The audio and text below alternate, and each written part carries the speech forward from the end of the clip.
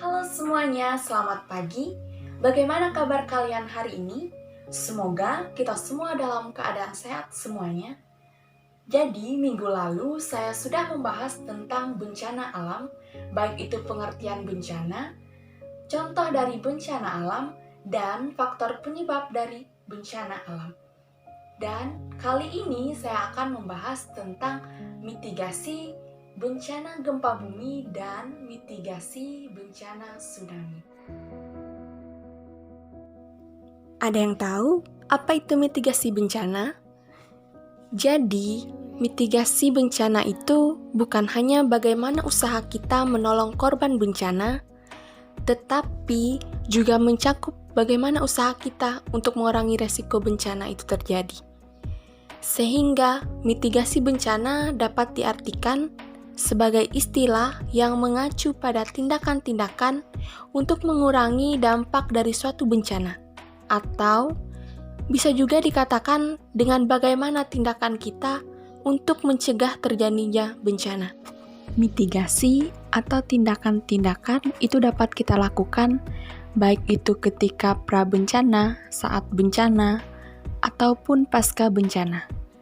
Pada saat pra-bencana, itu merupakan kesiapsiagaan kita dalam menghadapi bencana atau tindakan pertama yang harus kita lakukan jika terlihat ada tanda-tanda akan terjadi bencana, seperti perencanaan tata ruang, pengaturan tata guna lahan, penyusunan peta kerentanan bencana, penyusunan data, pemantauan dan pengembangan, penerapan aturan standar bangunan yang tahan gempa, pelatihan menghadapi bencana, merancang brosur berisi informasi penyelamatan dari bencana, dan usaha lain yang dapat disiapkan menghadapi terjadinya bencana. Kemudian, pada saat bencana dan pasca bencana, hal-hal apa yang dapat kita lakukan untuk menyelamatkan korban dan menyelamatkan harta yang masih tersisa?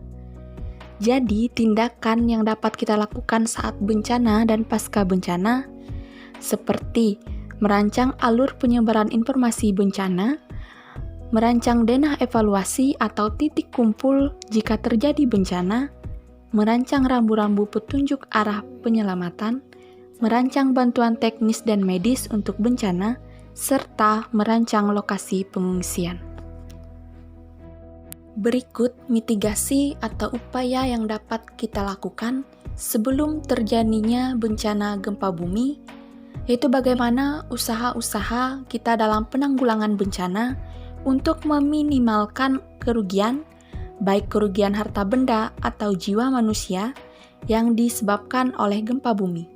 Yaitu dapat dilakukan dengan beberapa cara, di antaranya yang pertama, membuat peraturan mengenai desain struktur bangunan tahan gempa. Yang kedua, tidak membangun bangunan di wilayah rawan gempa.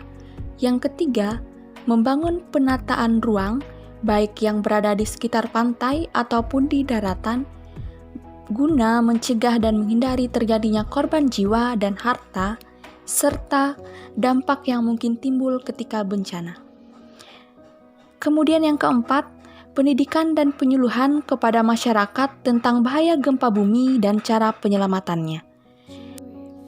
Lalu, tindakan yang harus kita lakukan saat terjadinya gempa bumi, misalnya ketika kita berada di dalam rumah, hal yang dapat kita lakukan adalah melindungi diri dari jatuhnya benda-benda seperti berlindung di bawah meja atau tempat lainnya, yaitu tempat yang lebih aman.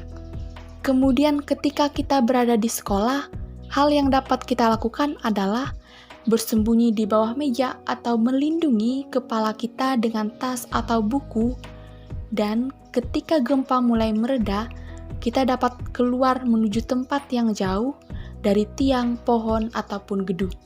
Selanjutnya yang kedua, bagaimana upaya mitigasi yang dapat kita lakukan sebelum terjadi bencana tsunami? Jadi, strategi mitigasi bencana tsunami yang dapat kita lakukan adalah yang pertama, pendidikan kepada masyarakat terutama yang tinggal di daerah pantai tentang bahaya tsunami dan hal yang harus dilakukan jika mengetahui tanda-tanda akan terjadi tsunami. Kemudian yang kedua, pembangunan peringatan dini terjadinya tsunami. Yang ketiga, pembangunan tembok penahan tsunami pada garis pantai yang berisiko.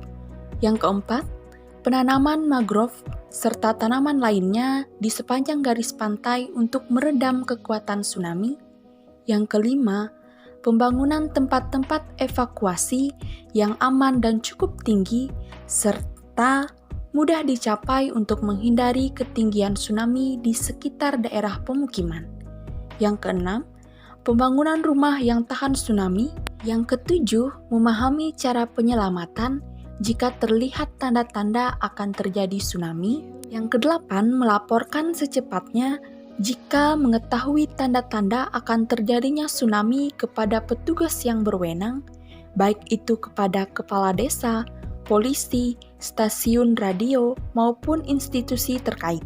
Kemudian hal terakhir yang dapat kita lakukan yaitu melengkapi diri dengan alat komunikasi, sehingga kita dapat memberikan informasi ataupun mendapatkan informasi lebih cepat.